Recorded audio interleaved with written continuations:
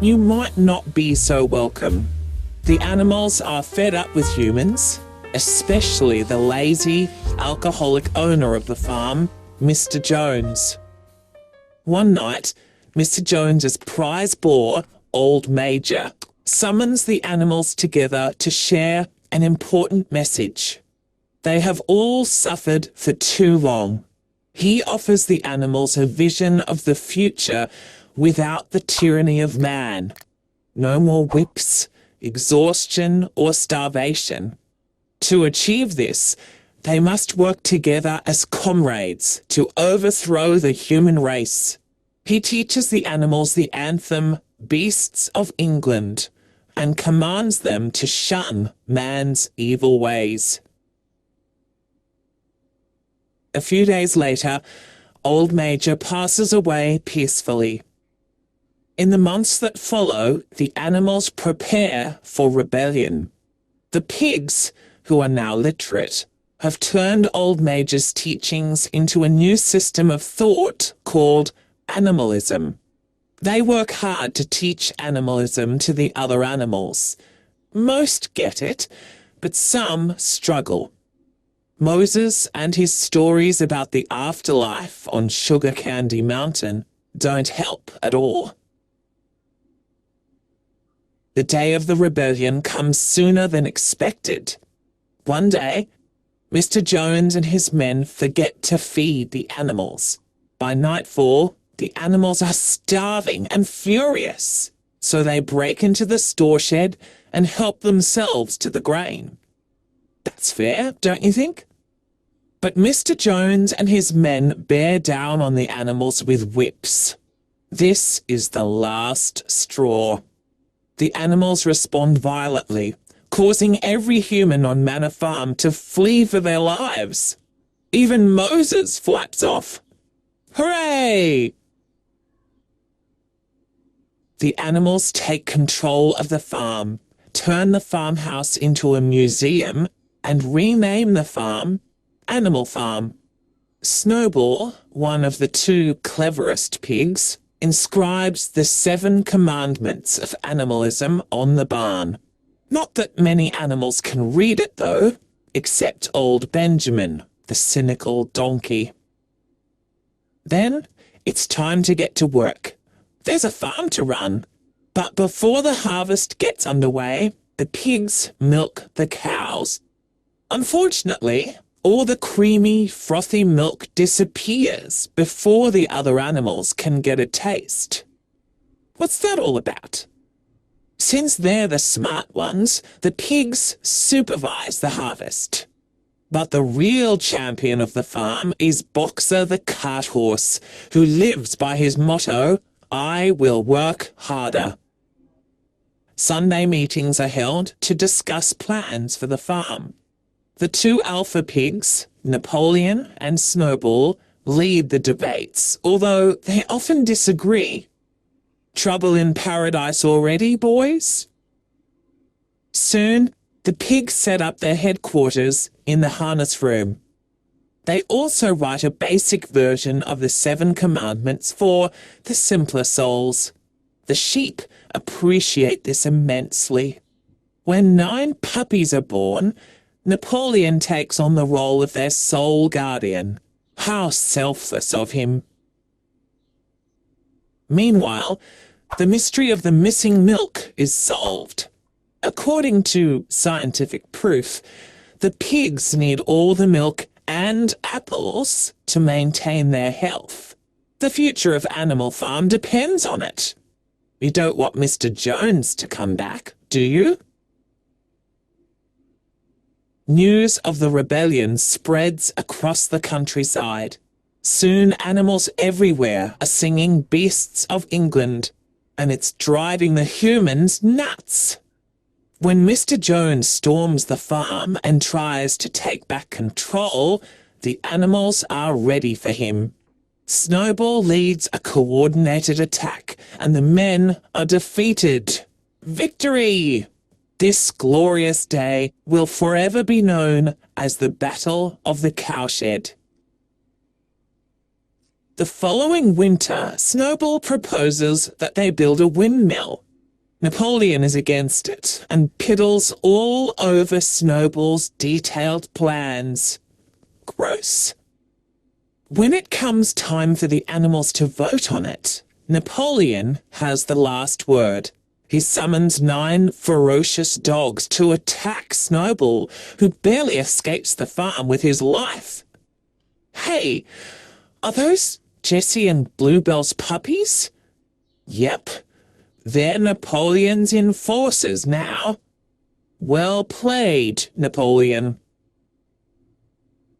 Snowball is never seen again, and the Sunday meetings are abolished. From now on, there will be no more debates. The pigs will decide what's best for the farm and give orders to the animals during Sunday assemblies.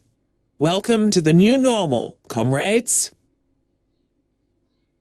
3 weeks later, Napoleon announces that the windmill will go ahead. Apparently, it was his idea all along, but Snowball had tried to take the credit. That villain. Gosh, that windmill is hard work. It's a good thing they have Boxer. Bless him. He's like 3 horses in one. He'd better not overdo it. When the farm runs short on supplies, Napoleon starts to trade with the humans to raise money. Hey, didn't old Major forbid dealings with humans? Napoleon gets around this by employing a lawyer, Mr. Whymper, to act as the go-between. Seems legit. By now, the humans have started to vaguely respect Animal Farm and withdrawn their support of Mr. Jones, who's moved away. Napoleon is also in trade talks with one of the neighbours. It's just never clear which one. One day, the pigs move into the farmhouse. A minor adjustment to the 4th commandment gets them around the rules against this. Or maybe that commandment always read that way? It's hard to remember. A few months later, a violent storm pulverizes the windmill. All their hard work gone with the wind. But Napoleon sniffs out sabotage. This is all Snowball's doing. Death to Snowball. Napoleon puts a bounty on Snowball's head and orders the animals to rebuild the windmill. Forward, comrades! When a food shortage threatens the entire farm, Napoleon orders increased food production for trade. When the hens rebel against the punishing new egg quota, 9 of them lose their lives. Back to your boxes, ladies. In other news, it turns out that Snowball has sold himself to Mr. Frederick of Pinchfield Farm. What's worse, he was in league with Mr. Jones from the beginning, even during the Battle of the Cowshed. Wait, wasn't Snowball injured in that battle? Didn't he receive a medal? When Boxer raises these questions, Squealer assures him that Napoleon is always right. Watch out, big guy. A few days later, Napoleon starts publicly executing Snowball's alleged conspirators. It's execution by dog attack, and the only animal to survive is Boxer, thanks to his giant iron hooves. Boxer? An agent of Snowball? Surely not. Surely old Major forbid this, didn't he? Maybe we misread the 6th commandment. No animal shall kill another animal without cause. It's a good thing the pigs wrote out the commandments for us. What a capable leader Comrade Napoleon is. It's time he got the recognition he deserves. Minimus writes a poem in his honor. His portrait is painted, his security detail is beefed up, and the windmill, when it's finally completed, is named Napoleon Mill. What a triumph! When Napoleon strikes a surprise deal with Mr. Frederick, it's revealed that Snowball has been hiding out on Mr. Pilkington's farm for years. That Pilkington is a scoundrel. Except Mr. Frederick then cheats Napoleon with forged banknotes and invades Animal Farm. A deadly battle is fought in which animals die and the windmill is blown to smithereens. Dear dog, not again. The animals narrowly defeat the humans in what becomes known as the Battle of the Windmill. Napoleon is awarded another medal, and the pigs enjoy a whiskey bender in the farmhouse. After he recovers from a filthy hangover, Napoleon orders manuals on how to brew alcohol. And that's all fine because the fifth commandment actually reads, "No animal shall drink alcohol to excess." Gosh, aren't we forgetful?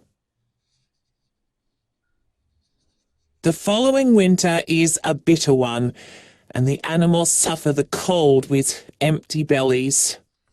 But Squealer reminds them that their quality of life is better than ever. Phew! Except their rations need to be readjusted so the pigs can afford supplies, including luxury items and beer. Cheers. Then, wonderful news! Napoleon is unanimously elected president of Animal Farm. Congrats, Napoleon! But real heartbreak lurks around the corner. One evening, Boxer, the farm's most dedicated comrade, collapses in the field. When the pigs organize a van to pick him up, it's not from the vets. Boxer is sold to slaughter. That is, unless you believe Squealer. According to him, the vets recently bought that van and hadn't repainted it yet. Whatever you say, Squealer. Years pass. Animal Farm expands and becomes better organized. The windmill is functioning well, but it's used to mill corn for profit, not make electricity for the animals' ease and comfort. Few animals now remember the rebellion, Snowball, or Boxer. But they all retain pride in the farm and faith in old Major's vision. All except Benjamin. He's seen too much in his time. One day, Clover raises the alarm. The pigs are walking on their hind legs. Napoleon is carrying a whip. The sheep have a new song, and the 7 commandments have now become one. All animals are equal, but some animals are more equal than others. From then on, all the pigs carry whips, dress in human clothing, and use human gadgets. When the pigs invite the neighbouring farmers to tour Animal Farm, their dinner is a raucous affair. When the animals peep through the farmhouse window, they witness the pigs and men raising a toast to their new friendship. In a brief speech, Napoleon announces some changes, including the renaming of the farm to the Manor Farm. Hang on. Isn't that similar to its original name? Can anyone remember? As the animals look on, they witness a chilling transformation. The faces morph until it's impossible to tell who's a pig and who's a man. Oh, the horror! We wish we could say that all the animals lived happily ever after, just as old Major imagined. But this isn't that kind of story. In fact, we suggest you check your modern history books, because Animal Farm isn't really a fairy story at all. Sweet dreams, everyone.